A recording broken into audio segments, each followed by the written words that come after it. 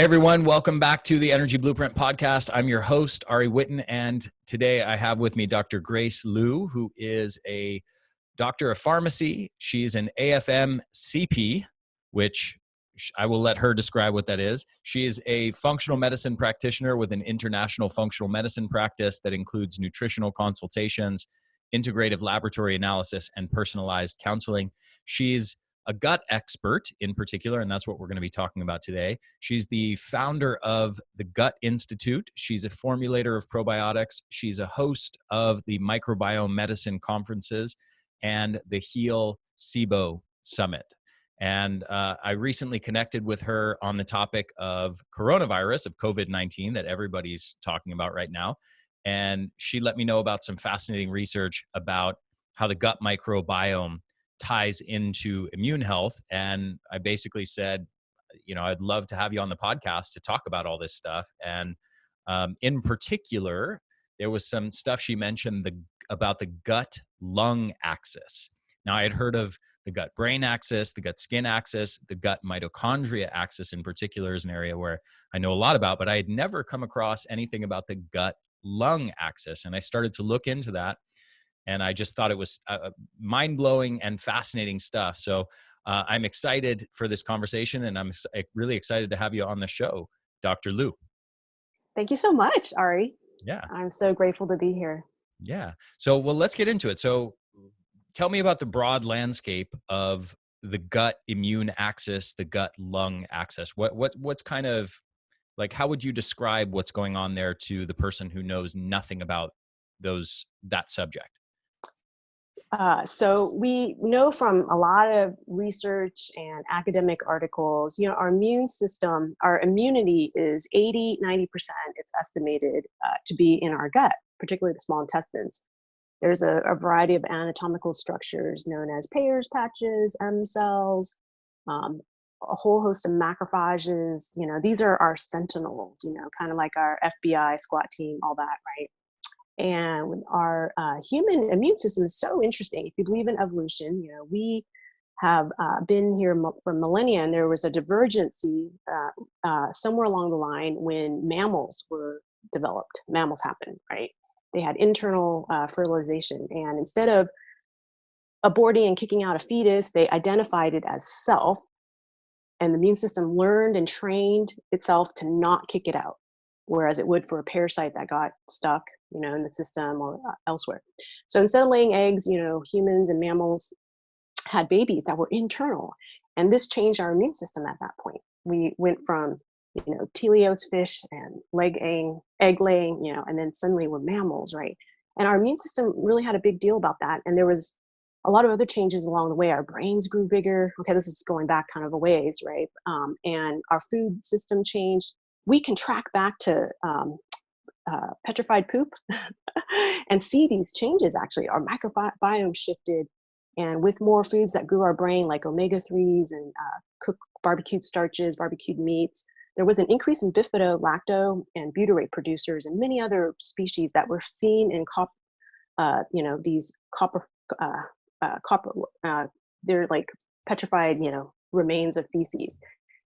And we know a lot about the immune system now, and they've done testing. When they do germ-free, they take away our known healthy bacteria, the microbiome, the 100 trillion, microbes and bacteria. These animals end up, not being able to socialize. All their organs are tiny, small hearts, small everything, and they don't act very normal. They're not fearful. They run around, and they don't act normal at all. So not having a commensal, our real keystone bacteria that trains our immune system makes a lot of changes, and it can add to disease burdens. So there was actually a PNAS article like in 2011. It was kind of a seminal article.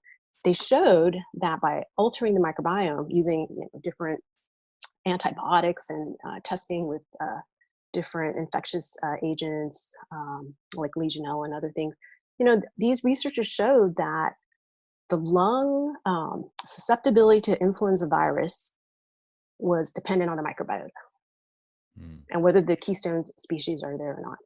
And with even coronavirus, because it's very common. Coronaviruses are all over our earth, and they infect, poultry, pigs, all our, domesticated animals can get infections. Just for clarity on that point, some people may be under the impression that there is only one coronavirus. It is this coronavirus outbreak, COVID-19. And just for clarity, basically what you're saying is there are many types of coronaviruses within this family, and this this new outbreak is one specific strain of a coronavirus. Right, and we had others. 2002. We had pandemics, and then SARS, 2012, and other years. So this has been around, right? But there are coronaviruses in our animals, and we can learn a lot about the way the clinical course is for animals. And then we can learn a lot about how animals using probiotics, it's so amazing that, their health can be protected, even symptom-free. Like there's a common diarrhea virus that affects pigs. And just using probiotics, they can avert nearly all signs and symptoms of diarrhea, because diarrhea will kill them. It's so lethal, that type of coronavirus. Just as COVID-19, it is apparently pretty lethal. Let's say our normal flu is 0.1, 0.2% lethal. This is magnitudes above that, 1%, 2%, depending on where the region, the hospitals, whether they have ventilators or not. It can be 2%, 3.5, 4.7% lethal. Yeah. Got it. But the good news is there's a lot of people surviving. Like even for age 85, 90% survive. 90%? Yeah, because it may kill 10% of 85-year-olds and up. But the good news is 90% of over 85 super survive COVID-19. That's great news. I hadn't seen that data point yet. So having said that there is this interaction between the gut and the immune system, what specifically are the mechanisms by which these gut microbes are affecting, let's say, our risk for a respiratory infection? How could they be modulating that? So one thing we know about the human coronavirus, SARS-CoV-2, version 2, COVID-19, is that it binds our human ACE2 receptors, and it lines our lung and then our guts. There's receptors in the mouth, and it's very abundant in the small intestines. So there are a lot of reports of GI, like diarrhea, pain, constipation. It's affected by this receptor system because of the local effects there.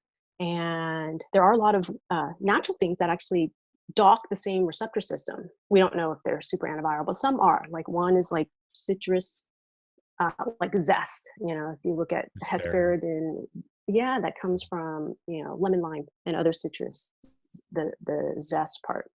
And there are other things as well too. And some are anti-coronavirus. They're also antiviral.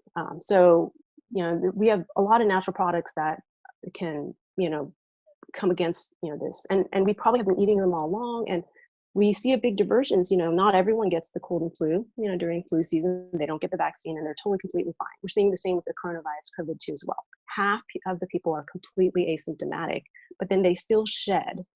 So kind of like enteroviruses, polio, or other viruses, there's a shedding that may occur in the biological fluids and even in stools. It's detected even 5 weeks out after recovery or asymptomatic stage. It's found in the stools. Our whole body is kind of like in parallel. We know that breast milk isn't sterile.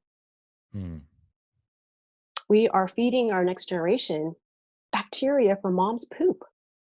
They travel up through the lymph, from the gut, through the lymph, into the mastoid tissues, and they get secreted in breast milk. This is how we protect our babies that have zero immune system. They have no antibodies. It travels from the gut through the gut through the lymph many years to the breast. Really? Yes. Many years ago we've discovered that. And that's why breast milk is awesome. There's a lot of carbs in it. It's a low carb food, but these carbs are undigestible by human pancreatic enzymes and our gastric acid. They're for the flora. They're fertilizer for the flora because the baby has no immune system, only mom's immunoglobulins, and the baby is born leaky. This is a good thing. So mom's immunoglobulins can IV through the gut, intravenous, because there's only one cell layer that separates, baby, the gut, small intestines, and the bloodstream. So mom's IgGs go in, protect the baby, and then the mom's building its wealth. I call it the gut profile. If the baby doesn't have bifido, because babies are supposed to be full of bifido, if the baby doesn't have butyrate producers and other protective flora, guess what happens? Baby dies. Despite all the efforts, conception, 9 months carrying this baby, and mom's loaded. She's got iron and all the nutrients to also breastfeed the baby for the next 3 years after that. So its brain will continue to double. It's born with a soft brain, and it will continue to double. And how do we nourish all that and keep the immune system strong so it doesn't die from all the microbes that live on Earth? There are a lot of things hardwired for us, and they're all in parallel. Yeah. It's when we disrupt this, then we get huge deaths, huge flu, pandemics and problems. And we've done that to ourselves, antibiotics, hyperhygiene, super sanitation, Clorox, everything. Never go outside. Don't go into the forest. Don't touch the soil. Don't eat tongue to, fork to farm to fork. Don't support the local farmers. Maybe we can come back to that point about excessive hygiene. I think that's an important topic we could delve into. So you mentioned the ACE2, and specifically how this COVID-19 is binding to the ACE2. Not all infectious microbes work through that receptor, right? Like do all flu and cold viruses work through the ACE2 receptor, or? I don't think any do, but I'm not an expert on the flu, viruses and other viruses like RSV or metapneumonia or the other common, viral viruses that cause cold and flu. So I have seen, it's very unique. I have seen some other research showing that, for example, probiotic supplementation can decrease the risk of respiratory infections that are, non-COVID-19 respiratory infections as well. Do you know what mechanisms that might work by, aside from how they may interact with the ACE2 receptor?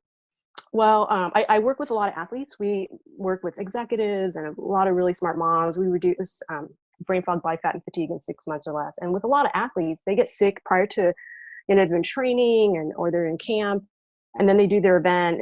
Sometimes it's an endurance event. They get really ill. There's a lot of probiotics that show protection against flu, upper respiratory infections, asthma, even diarrhea, because of the turning on the adrenaline system. Everything gets loosey goosey. And probiotics help over a lot of it. The studies aren't perfect. Some don't show any benefit. I think it has to do with the dose a little bit. Because again, if our immune system is 80-90% in our gut, just like a poison is dose related, a lot of benefit we're seeing is also dose related with probiotics. And that's why we see even FMT. I don't know if your audience is aware of what FMT is, fecal microbiota transplant.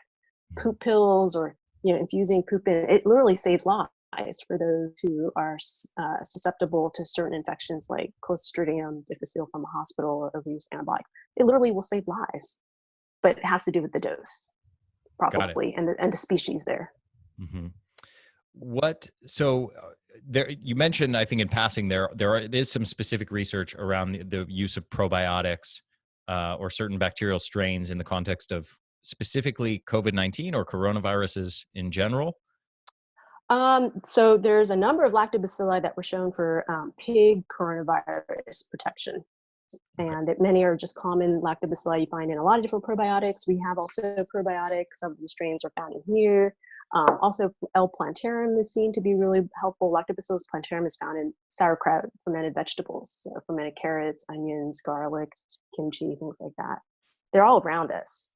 We just may not be able to, anchor a lot of it. So studies show engraftment of good probiotics happens. It has to do with the host. And what I see for our clients, because we do gut testing, I really believe in testing, not guessing. A lot of people think they're healthy, but then we pull an organic acid test or a stool kit and they're like, I'm like, wow, I don't even know how you walk around. Like there's a bankruptcy of good gut flora, can't count any bifido in there, no Akkermansia. I call them the ABCs, Akkermansia, and then Bifidobacteria longum, and then butyrate producing Clostridioides. Literally every centenarian that has a microbiome study, they have these all. What specific gut tests do you like? Because I know there's a variety of them out there, and I've heard many mixed opinions, let's say, on from functional medicine practitioner friends and of mine who say, this test is not valid, that test is not valid, the Viome stuff is nonsense, the uBiome stuff is this, or this test from this company is not valid, or there's different, you can't really gauge it because the amount that's being shed in the feces is not necessarily a great reflection of what's actually going on inside of the gut. And there's various takes on the situation like that. I'm just curious what specific test you prefer, and do you think it's really an accurate reflection of the microbiome, and are there any caveats in how you interpret that finding? Yeah, actually, I train coaches and clinicians on how to read and interpret and the protocols that go with it. So I totally agree. We're in the sort of dark ages of gut testing. We really want to look at the small intestines, which is, when we look at surface area, that's more than our skin, even it's as large as a tennis court, but it's hard to assess that. So the way I love to assess that is looking at urine, because what gets shed from the small intestines goes into blood, and then we screen it through our kidneys, and so it goes into urine. Also, it's non-invasive. We can do it on children, autistic spectrum, and anytime. We just take the first morning urine, freeze it, ship it in. And it's an amazing organic acid test. I read it with a little more comprehensiveness than even the lab company, Great Plains. When we see even one marker above the 1/5 range for fungal output, so they have 9 markers for fungal output and then 3 markers for oxalates. Oxalates are very important. Oxalates come from our diet, like green leafy kale and smoothies like that, but they also come from mold and fungal overgrowths, which everyone has. And that's a problem with COVID-19 and the progression to ARDS, acute respiratory problems and pneumonia and death, because there's bacterial overgrowth and fungal overgrowths. That's what kills people. And then the cytokine storm. So we can see that actually on an oat. And actually on my first conference for microbiome medicine, I had 50 practitioners. Everyone got a free oat kit, and we got most of the results back. Everyone had a fucked up oat. Okay, I'm sorry. I don't know if I could talk like this, but and then everyone digging had into the history, a messed up oat. Very much, yeah. And the ones that had overcome cancer or 2 or 3 autoimmune problems, they still had a messed up oat. Mm-hmm. Yeah, got it. Yeah. You mentioned something in passing there. You said everyone has fungal or mold overgrowth. I guess I have 2 questions there. If everyone has it, how can it be viewed as abnormal? Is it truly? It's our norm. I think it's more our norm now because we're in the Western world. I mean, Europeans, to me, don't seem to have as many issues as we do, but we've had antibiotics here 50 years before Europe. And we've had herbicide, pesticides, and glyphosate 50 to 100 years before a lot of other countries have. We have so much deep damage, just like the hyperhygiene and other issues, C-sections, Pitocin. Every Pitocin dose comes with usually an IV antibiotic dose as well. I mean, we have had generations of damage before others, and it shows up. When I used to be a pharmacist, we used to counsel women on their little antibiotic, whatever it was for, like, oh, hey, if you get a yeast infection, I mean, we had to literally warn every woman that got an antibiotic, go talk to your doctor about getting an antifungal, or antifungal care. It's so inherent and common. And when we look at the right studies, it shows the same thing as well. It's always a component. And that it makes it hard to address because fungal cells are eukaryotic like ours. So we used to joke around some of the, best sort of antifungals are also really toxic. Amphotericin is one drug, and we used to call it amphoterrible. Like literally every drug class that's antifungal is also super toxic as well, causing, widespread liver problems, liver failure, and multi-organ problems and other problems. So our cells are so similar. It's hard to have a good approach. That's why botanicals are kind of helpful and good. So it's really great because a lot of antivirals also are antifungal. When a plant, which cannot move around, is trying to defend itself from marauders and pathogens, guess what? A lot of the secondary compounds, or I don't know if you've heard of endophyte fungi that live inside stems and cells and plant cells. Mm-hmm. Yeah, they're like mycorrhiza. These are like super guardian angels. They also secrete secondary chemical compounds that protect the plant as good as its own cells, but they're often the compounds are antiviral, antifungal, antibacterial at low levels. You don't need a lot. They're very targeted. Low dose goes a long way. Got it. Is there any other aspect of this gut immune relationship that is worth talking about? One thing absolutely, yeah. in Lifestyle passing, changes, yeah, and stress levels. Like When we're stressed, we don't make oxytocin. Guess what? Our gut and our lung epithelium is going to start getting leakier faster. They just like, perforate. Interesting. Yeah. You mentioned also something in passing earlier that these bacteria can train our immune system. Yes. And I've also heard there's some interesting data I think that's come out on even dead bacteria. Like it may not even be that important whether the bacteria you're consuming, for example, as probiotics, are even alive or not, and Exactly. whether they colonize the gut, for example. But even dead bacteria that's consumed can create some effects locally in the gut or in training the immune system. Can you talk about that a bit as well? Absolutely, absolutely. So there's a Russian strain of Lactobacillus rhamnosus, which we were practically 50% Lactobacillus rhamnosus in our Bifidobacillus. I tried to emulate a lot of really great formulas out there. And studies show even when it was dead, it had the little like cell membrane parts, or who knows, like other cellular parts inside it. It would stimulate the immune system to improve health, to be resistant against infections, and every manner of health. And some, like, I prefer alive, and that's what some of the studies are when they have like a cell-free supernatant. These are like live bacteria. They're secreting a bunch of a chemical known as antimicrobial peptides, AMPs. These are powerful. But studies are showing even when bacteria are dead, like the Lactobacillus rhamnosus strain I was talking about, some part of the cell wall or other parts of it literally bind to certain parts of our immune system and turn them on in a good way, in a very good way. And we're hardwired to have good bacteria, whether they're dead or alive, to work synchronistically, with our bodies. And we've been like this for millennia, like since the first cell. And our bacteria can do a lot. I don't think it's everything. We have a toxic burden now. If you believe in heavy metal toxicity or other toxicity, those all eke away, our resources. I did a keynote for the American Academy of Environmental Medicine. It turns out our cell wall of like a strong probiotic, like our Bifidobacillus, a lot of the strains in here were studied. They literally are like resin binders. We have mold issues. People use all these resin binders, charcoal clay things.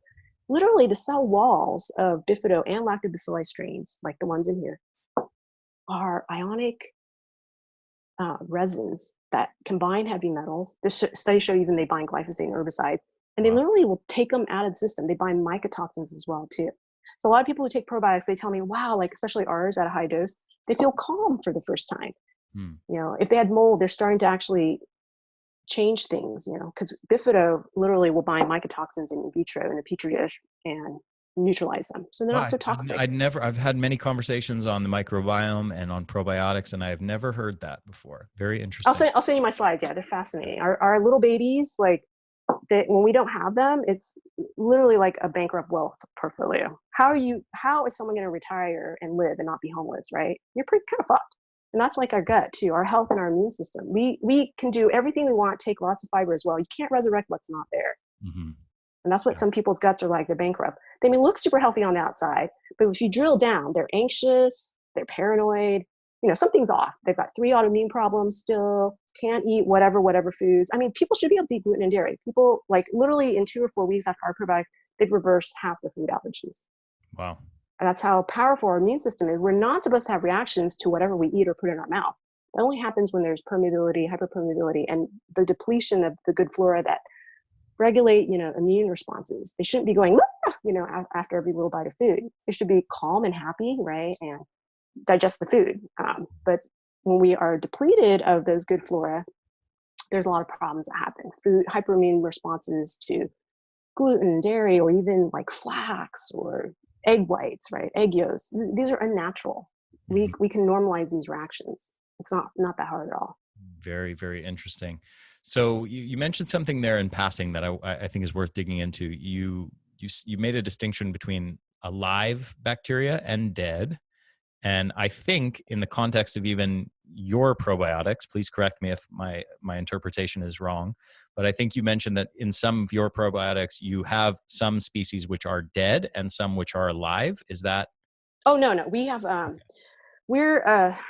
I love our probiotic. We actually stuffed it 4 to 8-fold higher on a lot of the strains. So at the time of shipping, it's 4 to 8-fold higher than what's stated on the label. There's natural, degradation. Most companies, I'll just let you know, in our industry, usually it's like 0.5 or 1x more, a doubling.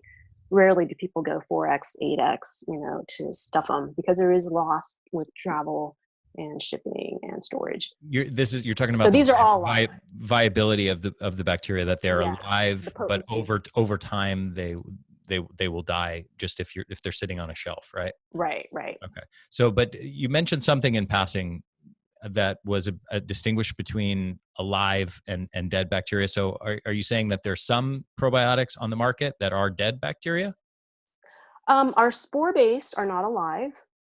So if you've heard of Microbiome Labs, they're Megaspore, or Enviromedica, they're TerraFlora. I mean, there's so many fantastic spore-based probiotics, Clostridium butyricum. It's a good Clostridium.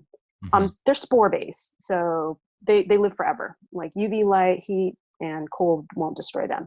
Like literally, we find them in the bellies of bees, like who are caught in amber. You can open them up, open their bellies. They've got spore-based probiotics in there, and you can literally bloom them. Like, wow, they can come back to life. Yeah. Okay. So spores are amazing, but they're not alive, and we can regenerate them in our guts. They make spores and then they bloom.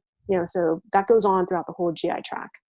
So for people who may not understand this, what is a spore? So it's not alive, but it colonizes us, and then does it become alive at that point? They're like seeds. There are certain kind of bacteria that they kind of lay an egg. It's called a spore, and it's very resistant to everything.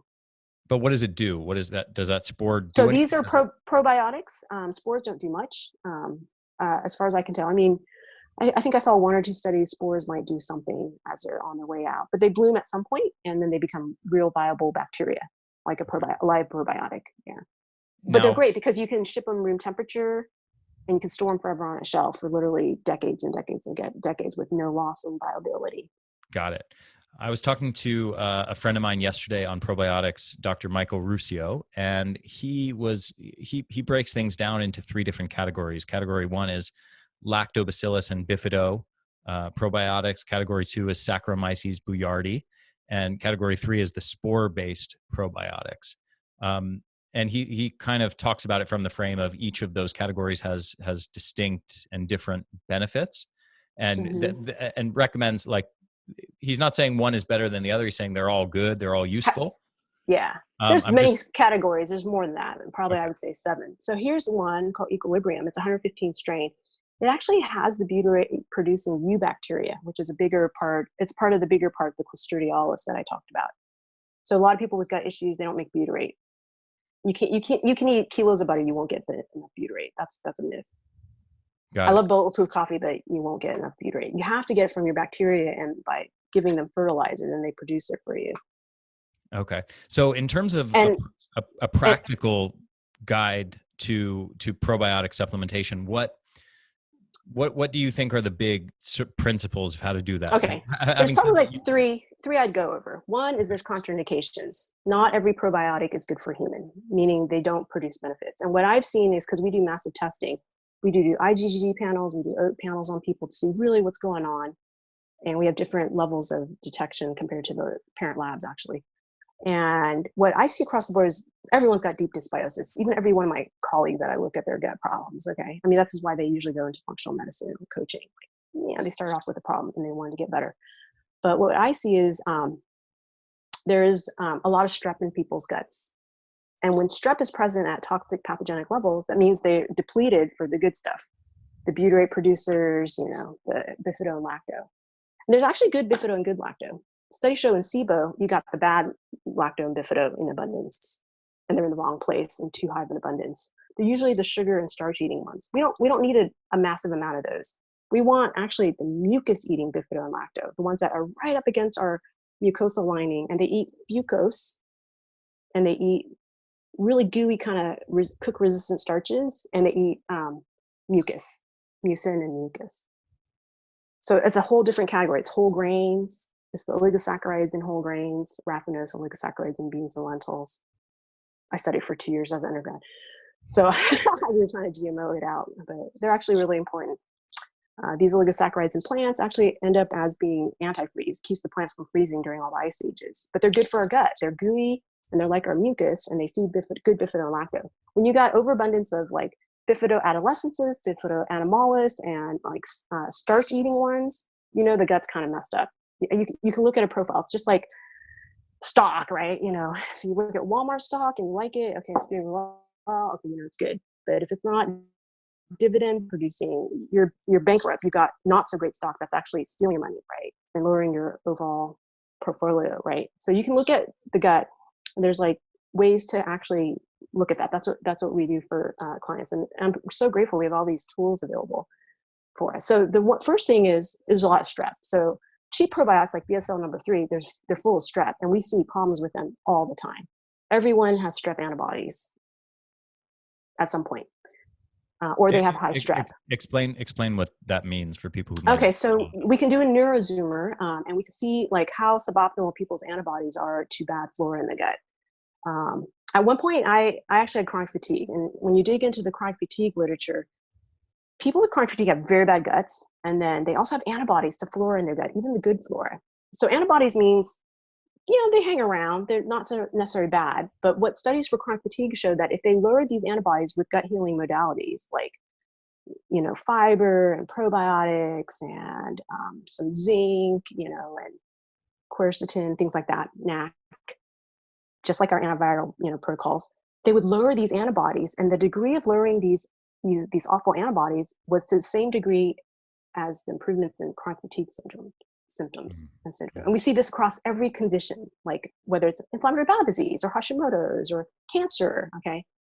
So we can check anti-strep antibodies. Styrex Labs offers it, Neurozoomer offers it, but I have a different, you know, a lot of people don't check the total IgGs either. If someone's immunocompromised, like a lot of our gut dysbiosis people, even the immunoglobulins are lowered and you have to calibrate it. Some labs will do it for you, like Neurozoomer will do it for you for free if you ask for it. So a lot of people have these like low levels that shouldn't even be there of anti-strep antibodies. They also have, we do a cheap panel called IgG from Great Plains. Everyone has Saccharomyces antibodies, either low levels, which is suboptimal, or really high levels. Saccharomyces cerevisiae? Cerevisiae, but there's cross-reactivity, right? Just like if someone's allergic to gluten, do you go feeding all day? Or even like barley, which has some gluten in it? No, right? No one should be taking Espelarti. I don't care what the fucking studies say. In our patient population who have these elevations, which is nearly everyone now, like it's literally everyone. Unless you test, you don't know. So, you know, I know there's good studies with Espelarti, it's even antifungal. I think it's kind of BS. They're not the patient population that we currently see in functional medicine that are pretty ill at many, many levels. And I'll eventually see triggering for people who are on these products. I had one IBD client, I didn't know he was taking it. Specifically Saccharomyces boulardii. I feel like it, yeah, and it depends on the dose. And same with strep too. There's a lot of strep lozenges. There's strep, really high dose. It's the number one ingredient in BSL number 3. You'd see a lot of people trigger for eczema and other skin disorders and other things. And initially they felt better because for once they finally got good bifido and lacto at a high enough dose. Like literally, we'll do 1 trillion of this a day and we see amazing shifts if they can tolerate it, but not everyone can tolerate it. Sometimes when they have anti-strep antibodies, they may even have anti-lactobacilli antibodies. That's a small percentage of our practice. Got it. Because people are really ill. And it's strep, what species? Stradivarius is a probiotic. Thermophilus is the most common one. It's a super cheap dietary probiotic found in yogurts and probiotics that are probably a little substandard. But inferior in my opinion. It's a common species that is found in the oral microbiome. Isn't that correct? Yes. Okay. You don't need a lot. If you have like an immune reaction to it, you just don't want a lot of it to get triggered until your body's healed and the immune system is calmed down. We can check IgGs to look at what the immune system is what's going on. We can also check a CytoDX test now. It looks at cytokines like IL-1, IL-2, IL-10, IL-6, and TNF alpha. It's really great to check all these if people are interested in doing it. Now, are there any safe strategies as far as probiotic use that are pretty much, with few exceptions, safe across the board for most people? Everyone's really different, yeah, and their immune tolerance is different. So I'd say it's really hard. You want to try low dose of something and then gradually up it, if there's no problems. You don't have to test everything. Sometimes if the IgGs are low, total IgGs are low, it's hard to see really kind of what's going on unless you just test it out, right? Yeah. Okay. The So, second but thing, like yeah, the lactobacillus and bifido species, for example, are, I mean, like a probiotic based on those species is not going to be, let's say, almost universally beneficial. You're going to see like they 50, should 50, like be. 50% of people are going to, Oh respond no, not badly or like something like 80-90% tolerate it really, really well. that. But like there's a lot of keto leaders I've looked at their guts.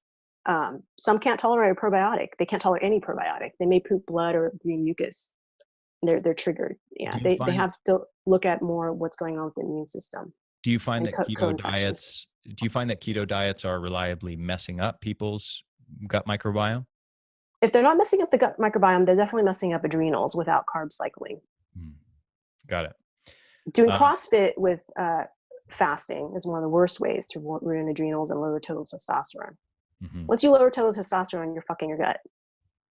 You cannot be anabolic enough to regrow your gut. We regrow our gut every 72 hours.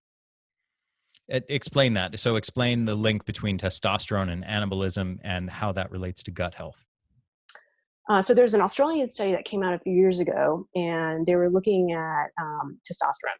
They took really healthy young, like German dudes, like they were age 18 to 40 or something, and they injected them with a bunch of really low dose, zero 0.8 nanograms of LPS. LPS is lipopolysaccharide. It's a cell wall of really nasty gram-negative bacteria that tend to overgrow when we have a depletion of good stuff.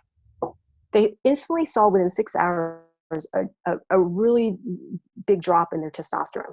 But they're really healthy dudes. Within a few hours, everything like normalized again. What I see in men, like a lot of them report to me, they look really healthy on the outside, but no morning wood. And some of my friends, my guy friends have said like, oh my God, none of the guy friends they know under age 40 have morning wood every day, persistently every day, like a healthy, dude. But when we heal the gut, we do even the antivirals, because a lot of them are antifungal, they're good gut protocols. And then we do really good probiotics and some anti-inflammatories. Within a week, everyone's morning wood is back again. Hmm. Yeah, we also do a little bit of estrogen blockers. When there's a lot of stress in the system, in the gut, it causes aromatase to go nuts. So people also are converting for men, the T into a lot of estrogens that they don't want. Some of these estrogens are carcinogenic. Like you can check it on a Dutch, like 4-OHE1, 16-OHE1. We see all of these cut in half or completely normalized with gut protocols.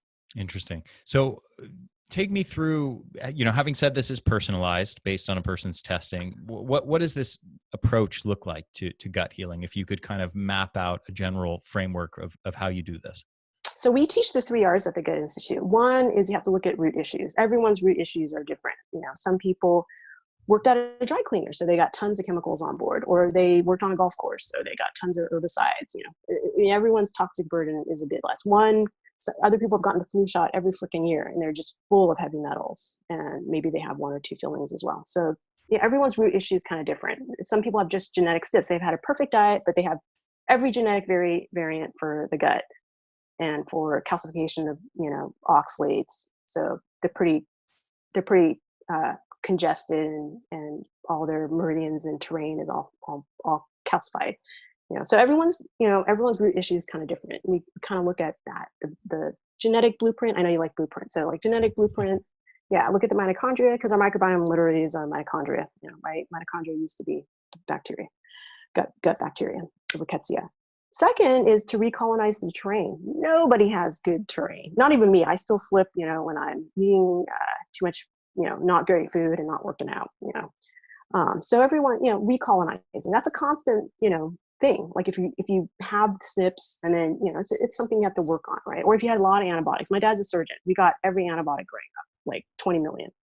So I've had problems, for a while, and that recolonization, because your dad's a surgeon, he was just throwing out antibiotics everywhere. Every fever, every sniffle, every cold. And yeah, I mean, he thought he was doing the best. So, but my parents are super healthy. Like he is on the front line, still working. He's 80.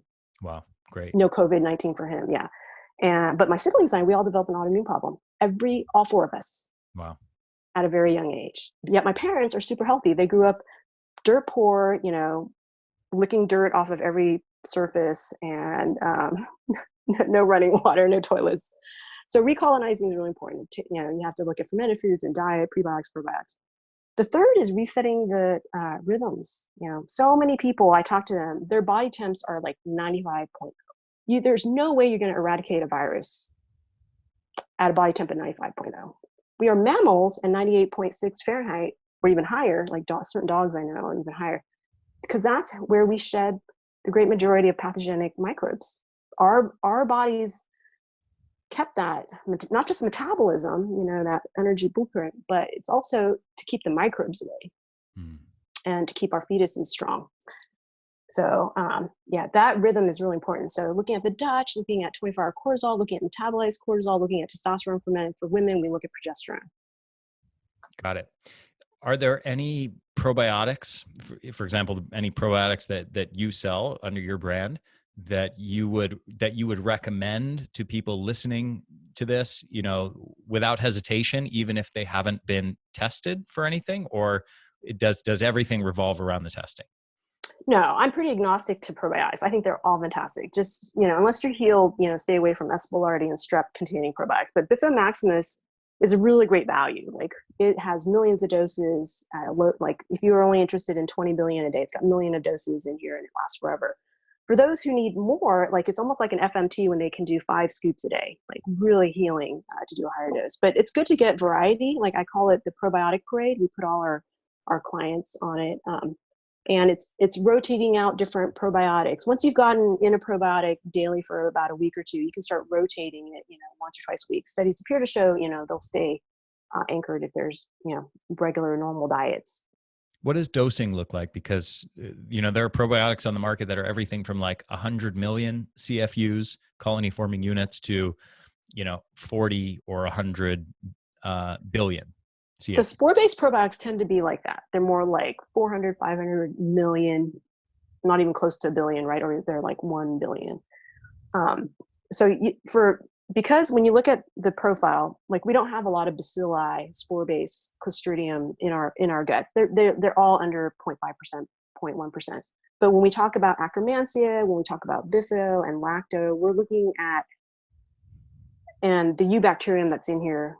So Eubacterium and other butyrate producers, they're up to 50% of our gut. And then for Bifido and Lacto, they're more like 1% or less. And then when we look at Akkermansia, it really, for a healthy person and for like longevity people, centenarians who are chronic disease-free and cancer-free, they'll see numbers of 1 to 5% of the whole profile. We don't have a probiotic yet, but you can do inulin and a lot of gooey probiotics, fiber and prebiotics. You can grow Akkermansia pretty easily. Very nice. So again, which specific supplements under your brand? We have something called Bifido Maximus, and then we have a couple bundles so people can like do a parade. Yeah, I mean, studies with all the probiotics that are in the gut. Another one is known as Bacteroides. We don't have probiotic with that right now, but Bifido and Bacteroides, they're an ecosystem. They self-feed each other when there's not enough mucus around, or maybe between meals. They even secrete something known as EPS, exopolysaccharides, on the outside of their cell membranes. So they can literally feed other bacteria in the gut, even if we're not eating all the time to feed them. Very nice. Amazing to look at the ecosystem of the gut, because that's how it can give us the best resilience, I feel, during this COVID-19 time. Mm-hmm. So on that note, could you wrap up maybe with 3 big sort of key takeaways of everything that you've covered, like the 3 things you want to leave people with as far as gut health and immune health, and especially in the context of this COVID-19 stuff? Absolutely. So first is, keep your hormones strong, like do the proper adrenal things, laugh with your friends, even see them on Zoom. I think our mental health is so important, not being hard on ourselves, loving ourselves, even our shadows, right? Because any negative thoughts, even about what's going on, will impact our gut. The microbiome won't like it. Second is movement. I mean, we're not totally stuck in our houses yet. Get out, breathe in a couple the air forests, because you'll get great antidepressants, but you also get soil bacteria there. You don't need a probiotic. Literally, you'll save hundreds of dollars. Just go breathe in some forests and green areas. And then third, I mean, just look at the gut. There are a lot of, I did a series on Facebook, so I'll send you the link, but there's so much we can do to have great regulation of our antiviral defenses during this time. We might need it all.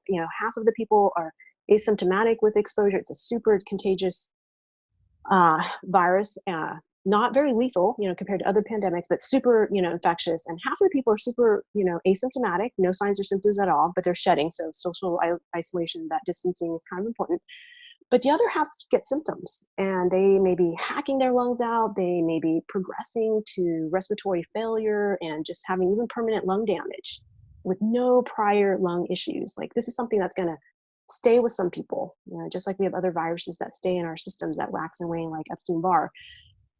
Really important gut and viral defenses is really important. That's what we do. We do a lot of that to lower chronic activation of many viruses: CMV, HHV6, Parvo, even HSV1 and 2. I mean, like, every virus out there starts to become a problem when we lose our firewall. So people have had antibiotics and hyperhygiene. If you've lost your firewall, you need to consider these things. Not just, you're not going to probably die from COVID-19, but it's those other things. So there are different things people can do. That one thing is SPM resolvins. These are lipid mediators. They come in a supplement form. A lot of NFL and other athletes have been using it for a while because they help recovery of all injuries, like, really quick. They also help for asthma and pulmonary disease, and also viral and secondary bacterial infections and other things. So we use it in all our colitis clients, all our clients actually. When we're in a parasympathetic nervous tone, we make a lot of resolvins. And when we're stressed or worried, we don't. Meditation, prayer, and all that are awesome because they will increase that concentration. People in chronic pain have very low levels of resolvins in their body. You can take all the omega-3 you want. You won't make. It's supposed to convert from EPA, DHA, omega-3, but people aren't going to convert when they're in a stress situation. You can also be in a stress situation when your gut's kind of messed up. So that's when I think testing and not guessing is super helpful. Or take one of our classes, to get the gut a little healthier. But resolvins are really helpful. They're shown to really abort a lot of this progression to cytokine storm or respiratory failure. And they're really safe. They're very anti-inflammatory. Almost no contraindications I can find with them. They're really awesome. Wonderful. So you can check it out. Wonderful. Dr. Liu, thank you so much for coming on the podcast and sharing your knowledge with my audience. If somebody wants to work with you or follow your work, where's the best place to reach out to you? Oh, thank you so much for having me on. I'm at thegutinstitute.com. Just reach out to me there. Thank you. Beautiful. Thanks so much, Dr. Liu. Thanks, Ari.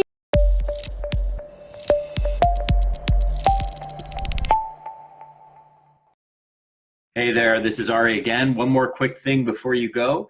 Just make sure to subscribe to our YouTube channel, The Energy Blueprint, and also make sure to subscribe to this podcast on your favorite podcast platform, whether that's iTunes or Stitcher or anything else. I hope you guys enjoyed this interview, and I will see you again next week.